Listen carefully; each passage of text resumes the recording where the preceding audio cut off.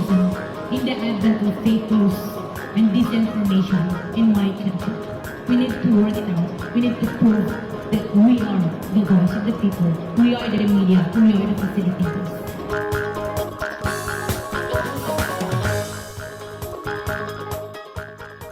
Ania na ang mga balita nga nahagpat sa Newsline Philippines Information Center. Ako si Paul Palacio. Tutok na!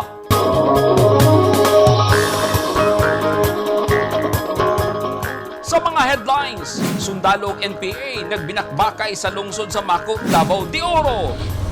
Usa ka babae gituuhang biktima sa pagpang-salvage, naglutaw sa dagat sa Santa Cruz, Davao del Sur. O daghang loose firearms na kumpiska sa mga pulis sa Misamis Occidental.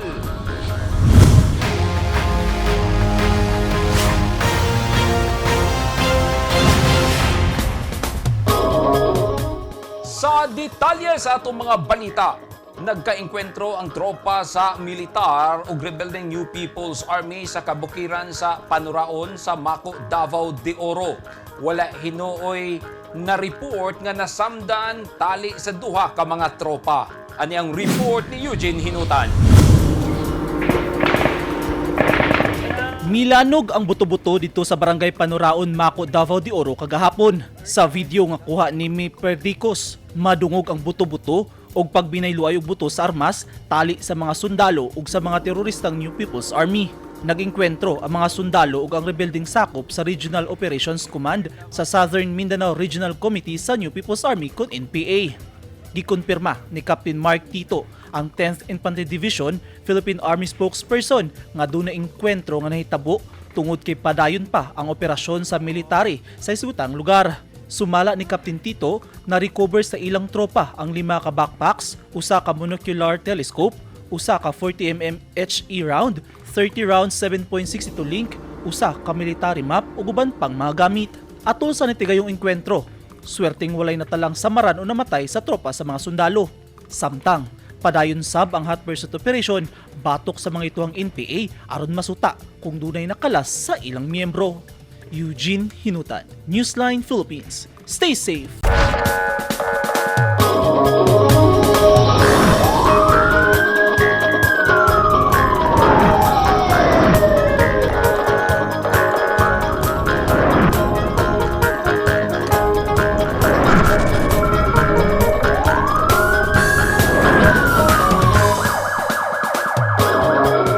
Kapin 20 ka mga dili lisensyadong armas ang nakumpiska sa mga pulis sa Misamis Occidental sukad magsugod ang pagpatuman sa COMELEC gun ban. Naasay mga baril ang gipang surrender. Anyang report ni Neptali Patulenyo. Base sa report sa Misamis Occidental Provincial Police Office, moabot sa 25 unlicensed firearms ang ilang nakumpiska sukad magsugod ang implementasyon sa gun ban o checkpoint sa Commission on Elections COMELEC sa lalawigan sugod niadtong Enero 8 hangtod karon. Alayo nini gipatuman usab sa PNP ang uplan katok usa ka programa sa kapulisan nga himuon ang house-to-house visit niadtong mga naghupot og armas nga wala pa makarenew sa ilang gun license. Bikan diri adunay siyam ka tawo na ang ilang nasikop, din adunay tag-usa ka tawo gikan sa Usami City, Oroqueta City, Tangub City, Jimenez ug Tunila. Samtang tagduha ka tawo ang nadakpan gikan sa lungsod sa Lubisay na ug Plaridel. Aduna usay gi-surrender nga mga pusil sa mga nagkadiyang PNP station sa Misamis Occidental. Nanawagan usab si Police Colonel Eufronio Obong Jr., PNP Provincial Director, sa mga gun owners sa pagtahan sa ilang mga dili lisensyadong mga armas o expired o unregistered nga dili nahulato ng kapulisan na maoy mo bisita nga adunay dalang search warrant. Saysay niini nga kinahanglan nga i-surrender una ang ilang mga armas samtang gihikay pa ang pag-renew niini.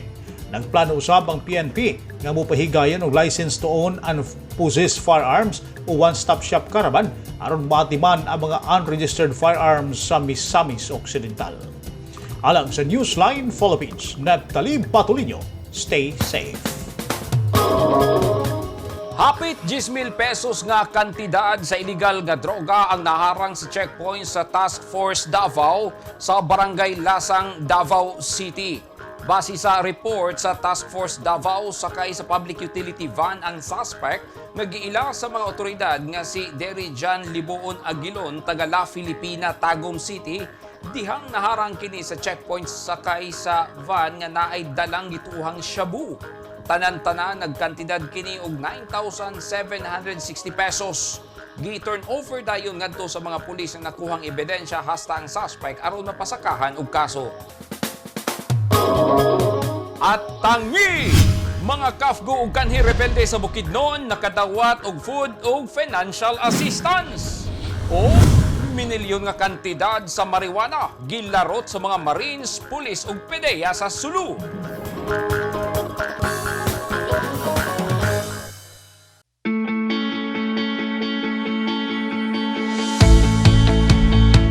Gusto ba mo og barato ug orihinal nga mga construction supply? Sa kadaghan sa imong pilian, all-in-one ang imong pagpamalit. Tara na sa 3M1 ug T-Square Lumber and Construction Supply. Nahimutang sa daang Hardika, Lanao ug Dayo Street, Kidapawan City. Naging mapaghamon ng taong 2020 sa bawat Pilipino at sa Philippine Charity Sweepstakes Office. Nakapanlulumo at nakapanghihina, ngunit hindi tayo kapwa susuko. Mula noon, ngayon at sa hinaharap, asahang makakasama ninyo ang PCSO sa pagbangon ng Pilipino sa anumang pagsubok. We will get through this crisis as one nation.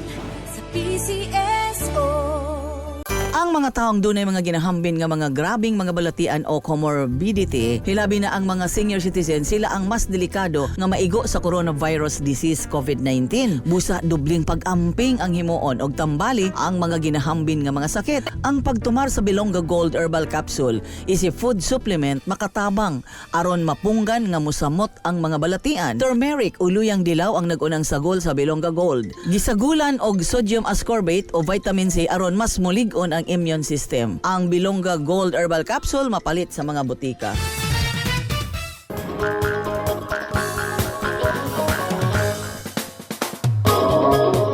Tungod kay hapit na ang eleksyon ug tungod usab sa mga kasong pagpatay sa mga sakop sa media, gimanduan ni Department of Interior and Local Government Secretary Eduardo Anyo ang Philippine National Police nga magbutang og focal person nga mututok sa media security.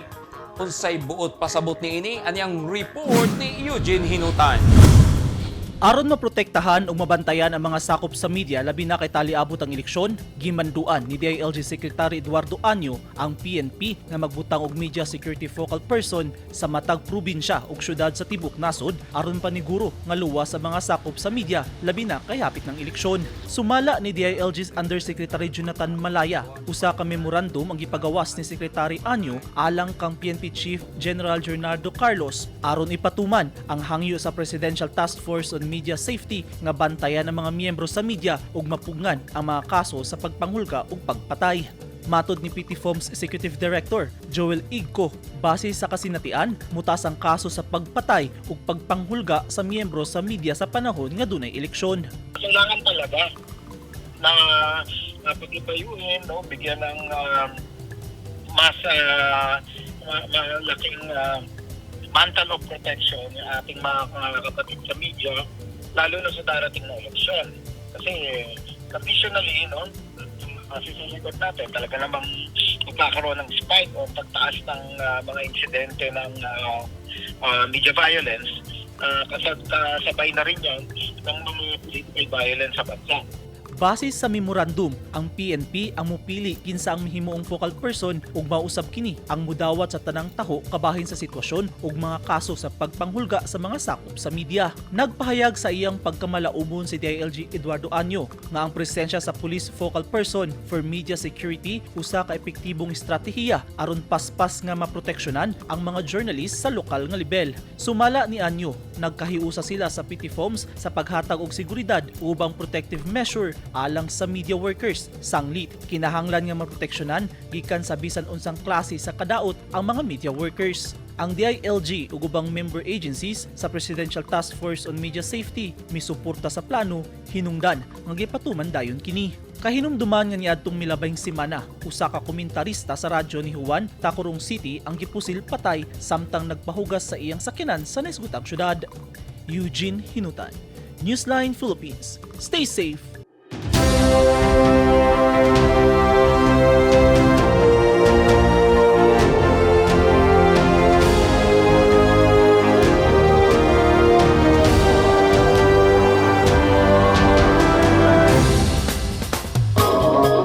This portion is brought to you by Toyota. This portion is brought to you by Rizal Memorial Colleges. Nakadawat og financial ug food assistance ang mga kanhi miyembro sa rebelding NPA ug CAFGO Active Auxiliary sa 8th Infantry Battalion sa Cedar Springs, Barangay Impalutaw sa Impasugong Bukidnon. Sa simpleng seremonya, gidawat sa upat ka mga kanhi NPA ug 159 ka mga CAFGO Active Auxiliary ang financial ug food assistance gikan sa Department of Social Welfare and Development kung DSWD-10. Sumala ni Marie Flor Dulyaga, ang Regional Director sa DSWD-10, andam perme ang gobyerno sa pagtabang sa mga rebelde nga gustong mubalik sa sabakan sa gobyerno. Padayon ang investigasyon sa mga sakop sa kapulisan sa Tangub City sa karnaping incident ni adtong Enero 21 sa hapon samtang giparada sa parking area sa usa ka convenience store dito. Ani ang report ni Neftali Patulenyo. Nagpakitabang sa PNP Tangub City ang usa ka Carl Emmanuel Ubias Awanan, 40 anyos, minyo, Human Resource Consultant sa RN Builders ug nagpuyo sa Bonifacio Extension Aguada, Osamis City. Human nga nawala ang iyang giparada nga sakyanan nga Toyota Hilux pickup truck sa parking area sa Prince Hypermart sa Tangub City niadtong Enero 21. Ang maong sakyanan, color metallic gray, adunay plate number nga P7F151 nga rehistrado sa ngalan ni Richie Ryan Fernandez Chong sa Tangub City.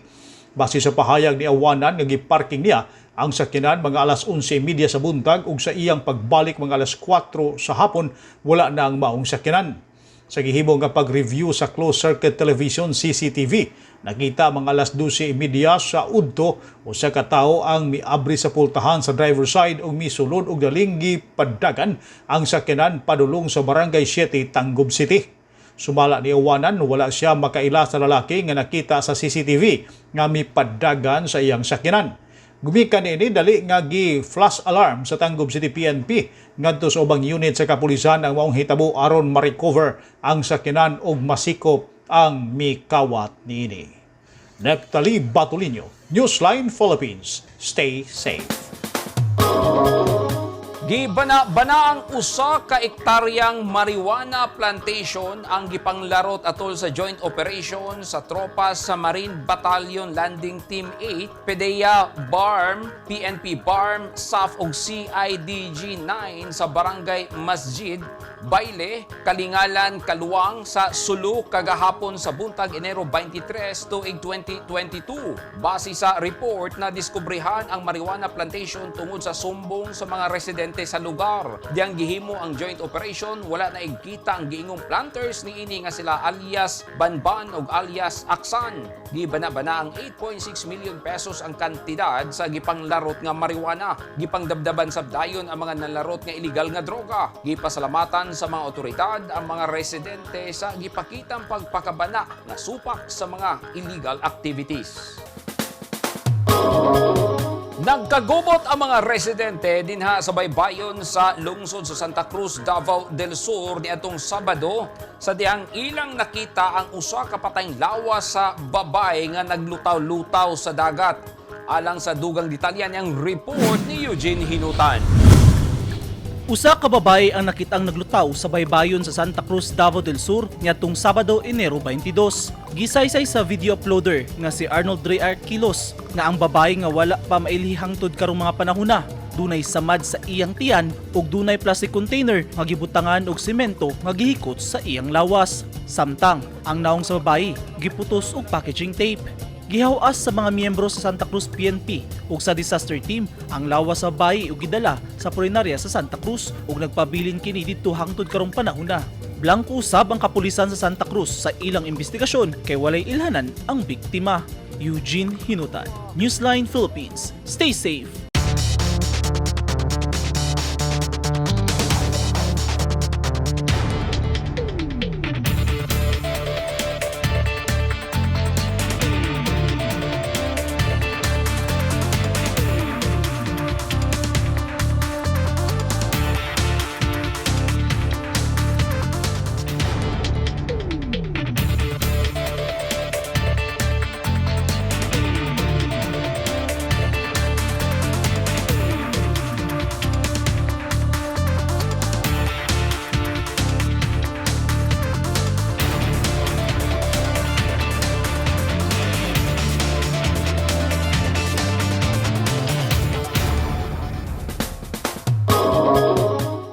Kadto naghingpit sa mga balita nga nahagpat sa Newsline Philippines Information Center. Alang sa dugang balita, bisitaha ang website nga www.newsline.ph, sa Facebook page, Instagram, newsline.ph, o sa Twitter, newsline.ph.